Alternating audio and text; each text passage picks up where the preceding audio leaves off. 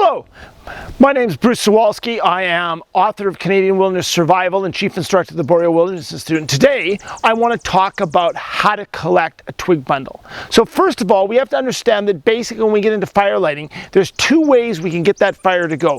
One is a fire stick, and the second is a twig bundle. If we're here in the boreal forest, and this is out in the boreal plains, then the twig bundle is our preferred method because we have good trees and we can just collect them.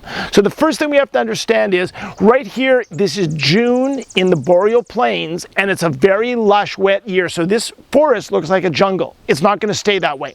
The second thing is we need to identify some trees. And the first tree we want to identify is the white spruce. And that's what this big tree is. We see two big trees up there. They're white spruce trees. And how we know they're white spruce is they're big and large, and they have a very large understory or canopy. So if you look in here, these branches are really small, and unlike pine, they don't self-prune. So these small branches stay under a very large canopy, and what happens is they stay dry. Now, when it's spruce, it's very simple to understand. You take a look at a very small spruce branch, and you look at the individual needles. And if those individual needles come out singly, like that one does, then that means it's a spruce. If they're paired, it's a pine.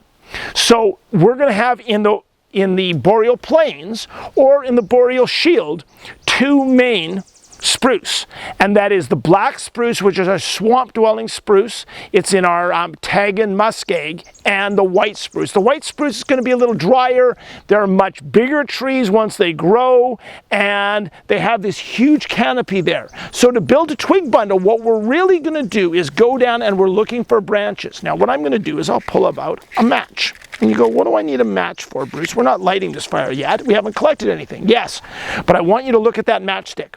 That's a small matchstick. Then when we look at these branches, what we're looking for is branches that are as big or smaller than the matchstick. So something like this branch here is useless. So even though you have a huge amount of twigs, and those twigs are dry and they're very useful for getting our fire going, what we actually need is the small stuff. So if you look at that, and I call it like tendril-like, it's smaller than the matchstick. Notice how much, if you look at my thumb or fingers, all of these branches are way smaller. The second thing is a measurement that we need, and that measurement is elbow to fingertip. So the branches themselves are cut elbow to fingertip for a survival twig bundle. So that's what I'm going to start to collect. On a beautiful day like today, I can make a smaller twig bundle, but I'm going to show you a survival twig bundle because it's what you need in bad weather, in poor conditions, or cold temperatures, or a combination of them.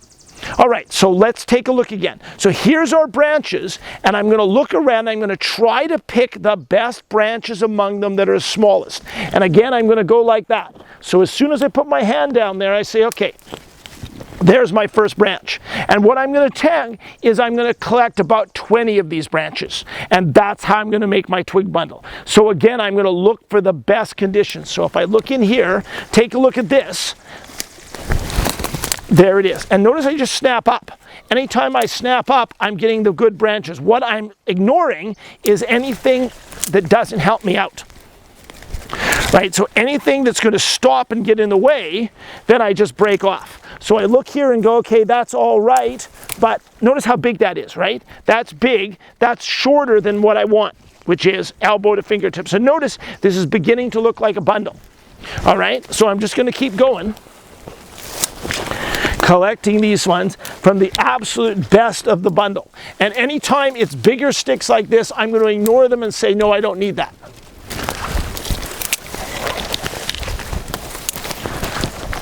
Okay, so elbow to fingertip long and a hand span around. So if you look at my hand, there's just a little bit more room there. So you look, I could probably get 3 or 4 more. So I'm just going to go grab a few more, and I'm going to move over here where I have a little bit better pickings. And I'm going to go.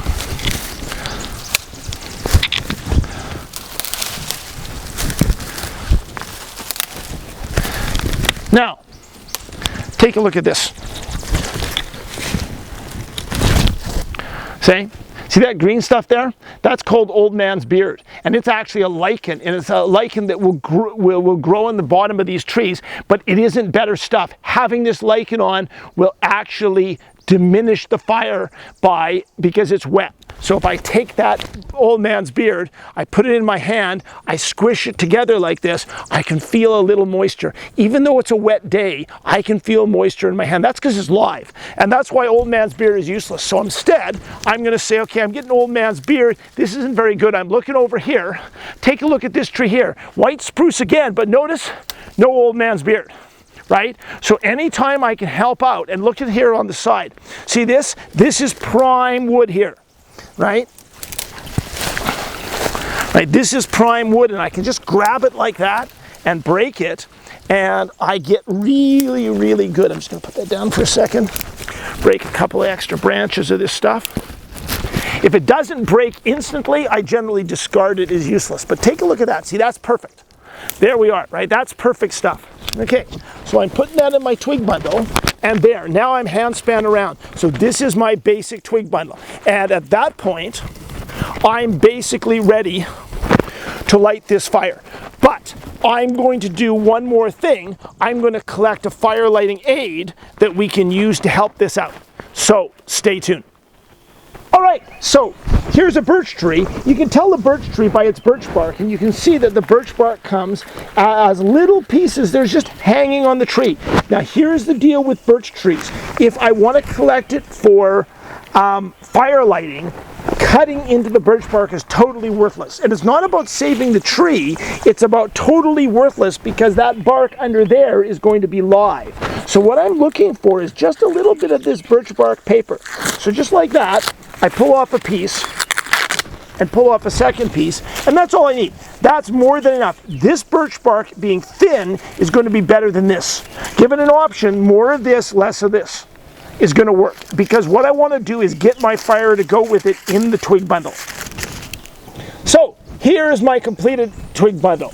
Elbow to fingertip long, hand span around, a little bit of birch bark in there to help it out, and some willow that I've wrapped around it to ensure that it's hold, and that way I can grab a hold of it here and manipulate it once I begin to light.